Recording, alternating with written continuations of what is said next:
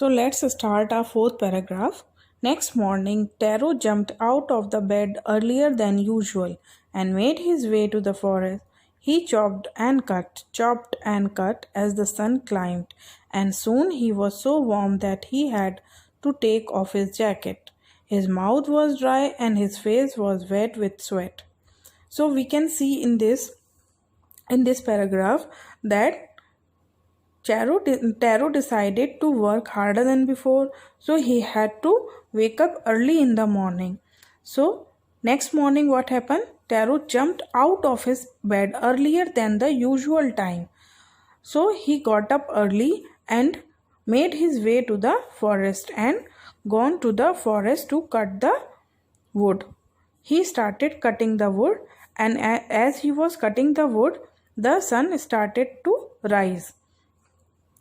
Then he chopped and cut and chopped and cut, and the sun climbed, and soon he was so warm. And then he was doing physical work, as he was doing some physical work of cutting the trees. So his body was warm, like if you are in winter season, if you are playing or running, then your body warm up, and you have to take out your blazer, take out off your blazer or sweater, or when you are going for games you have to remove your sweaters, and you are feeling very hot, and your mouth also dry up. Same way his mouth also dry up, and he took off his jacket. His mouth was dry and his face was wet with sweat. He talked to himself. My poor old father, he thought. If only he was as warm as I.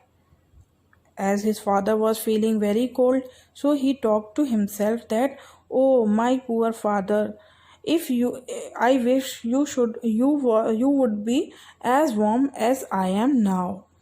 And with that he began to chop even faster, thinking of the extra money he must earn to buy the faway to warm the old man's bones. And then he again thought of that extra money that he want to purchase faway for his father.